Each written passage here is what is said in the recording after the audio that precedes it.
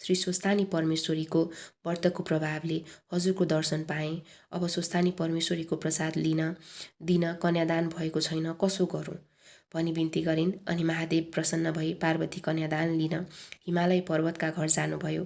हिमालय पर्वतले महादेव आउनु भएको देखि आफ्नी पुत्रीले महादेव स्वामी पाउन लागि भनी बडो हर्ष मानी आफ्नी स्त्री मेनकासित भने, हे स्त्री, हामी धन्य रहेछौँ। पार्वती कन्यादान लिन स्वयं महादेव आउनुभयो। अब कन्यादानको सामग्री तयार पार भनी अराए। अनि वशिष्ठ आदि ऋषि ज्योतिषीहरूलाई डाकी लग्न विचार गरेर अक्षय तृतीयाको दिन लग्न ठहराई। सम्पूर्ण देवता, ऋषि, यक्ष, गन्धर्व, किन्नर, दैत्य, नाग, अप्सरा उपस्थित भई यज्ञमा बसे। ब्रह्माजी यज्ञ गराउन लागे। अन्य ब्राह्मणहरू वेद पाठ गर्न लागे। अप्सराहरू नाचगानमा लागे। देवकन्या, यक्षकन्या, नागकन्या, दैत्यकन्या आदि नाना वस्त्र अलङ्कार पहिरी उभन्दा उराम्री बनी पार्वती कन्यादान दिएको हेर्न लागे।